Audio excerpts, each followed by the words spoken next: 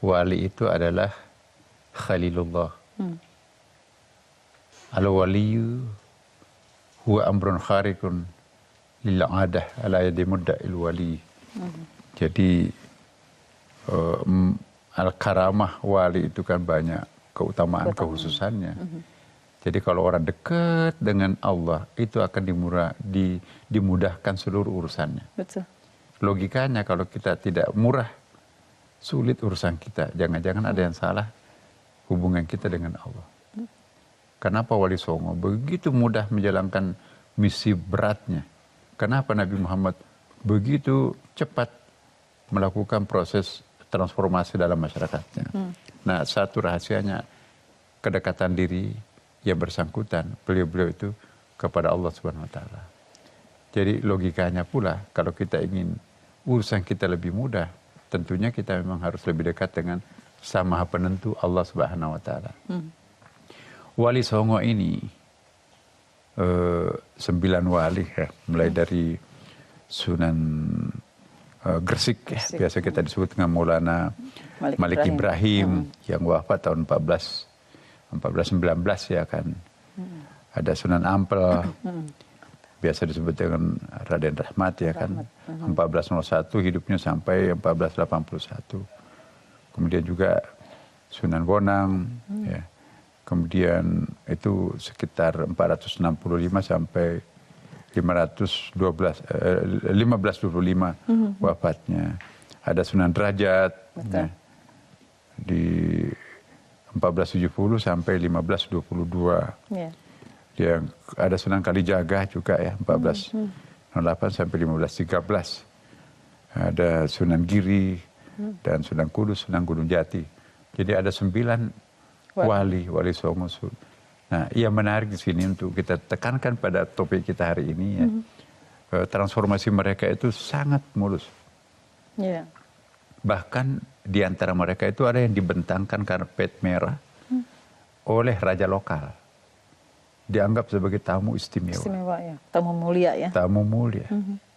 Pada profesinya adalah ada di antaranya penjual minyak wangi, ada penjual obat-obatan, ada kerajinan, ada sederhana sekali usaha-usahanya itu. Dan yang menarik lagi bahwa di antara 9 ini kebanyakan ya yang dari luar asal usulnya, dan dari Cina, dan dari Persia, dan dari ya Gujarat ya, dan dari Arab. Nah, justru yang kental dengan pribuminya itu hanya satu ya. Yeah. Yang menarik adalah meskipun kebanyakan dari berasal usul dari luar, tapi cara memberikan dakwah itu lebih Jawa daripada orang Jawa. Pakai belangkon, medok bahasa Jawanya, sampai selawat nabinya pun juga pakai bahasa Jawa loh ya. Gaya logat Jawa. Logatnya Jawa. Kemudian juga pakai belangkon ya, pakai wayang kulit juga berdakwah. Ya, pakai musik-musik tradisional. Padahal dia kebanyakan dari itu adalah orang Arab ya kan. Nah, ini agak sedikit berbeda ya. Kita orang pribumi asli, tapi mereka berdakwah itu waduh lebih mirip orang Arab, jangan-jangan lebih. Padahal sesungguhnya rahasia kesuksesan Wali Songo itu karena menggunakan pendekatan adaptatif ya kan. Ya, beradaptasi dengan lingkungannya, ada akulturasi dan bahkan enkulturasi dengan warga masyarakat setempatnya. Menghargai budaya juga di situ. Dan dia tidak pernah dirasakan sebagai ancaman oleh raja lokal. Bahkan dibentangkan karpet merah, ditaruh di ruangan umum, ruang utama ya kan. Bahkan di antara mereka itu dijadikan mantu oleh raja banyak tuh. Ya. Nah, jadi ini menarik nih. Makanya itu berhasil mereka mengislamkan sedemikian luas wilayah Indonesia ya kan. Bahkan sampai ke Malaysia, ke Malaka itu ya dulu ya.